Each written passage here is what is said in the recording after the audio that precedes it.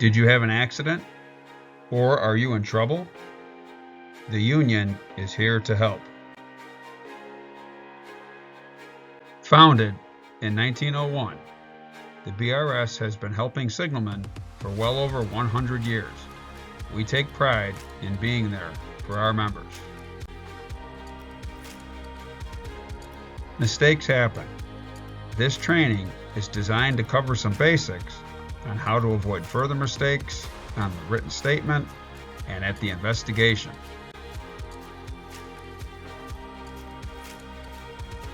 Weingarten rights are the right to union representation at investigatory interviews. While these rights do not extend to employees under the Railway Labor Act, you should still ask for union representation before giving a statement or answering questions. If you are required to fill out a statement, always remember to contact your local chairman. Your local chairman is your first line of defense, and you will want to keep him apprised of the situation. Don't delay. If you have to fill out a written statement, keep it simple and don't rush.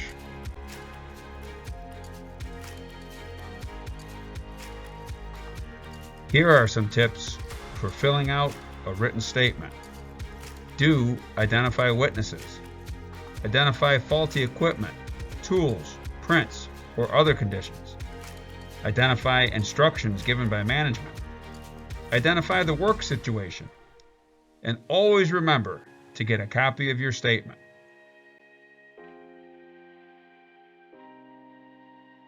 Do not admit guilt or apologize.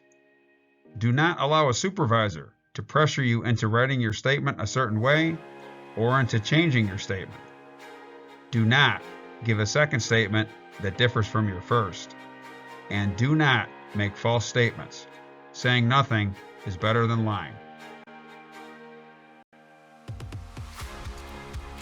Here is an example of a good statement that describes the conditions that led to someone cutting themselves. Last night, I was assigned to work on a switch machine in a poorly lit area with loose ballast and uneven terrain, which caused me to stumble and cut my arm on the switch machine.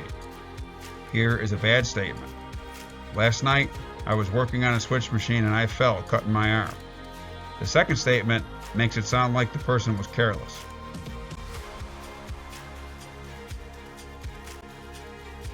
This is an example of a good statement that describes the conditions before a high rail accident occurred. I was high railing and maintaining a safe following distance when the track equipment in front of me came to an abrupt stop. Due to suddenly wet conditions from a rainstorm and a downward slope, the brakes would not properly engage, making it impossible to come to a complete stop before coming into contact with the equipment. And here's a bad statement. I was high railing behind track equipment. The equipment ahead of me stopped quickly and I ran into it. The second statement makes it sound like the incident was your fault.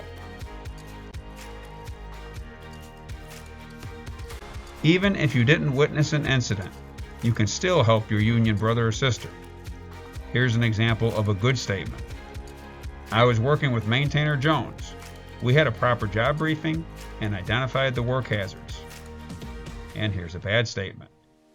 I was working with Maintainer Jones when he injured himself. I did not witness him fall. The second statement makes it seem like Maintainer Jones hurt himself.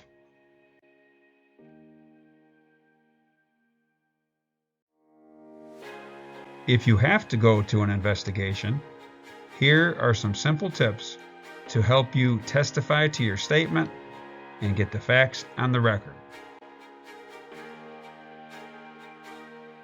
As a union member, you are entitled to a fair and impartial investigation with due process rights, both expressed and implied. Your local chairman or general chairman will represent you and protect these rights, but you can help by understanding your rights. The investigation is the forum to collect facts and your opportunity to tell your story. The investigation can be an intimidating environment, but knowing its purpose and being prepared are key. Always remember to work with your local chairman before the investigation to make sure evidence can be gathered and witnesses requested. Your testimony should serve two purposes: tell your side of the story and clarify the facts.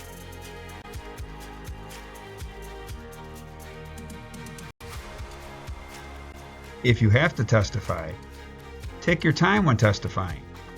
Take a breath and don't rush. The short answer is usually the best, and always remember to stay calm. Again, practice and preparation with your local chairman is key.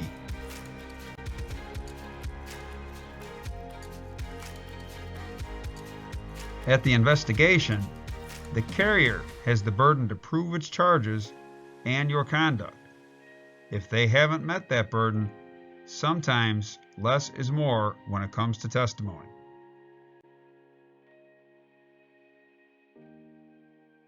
And finally, do not admit to violating any of the charged rules. And at the end of the investigation, if asked if the investigation was fair and impartial, never answer yes. It is the carrier's burden to prove the charges. Don't do their job for them by admitting guilt.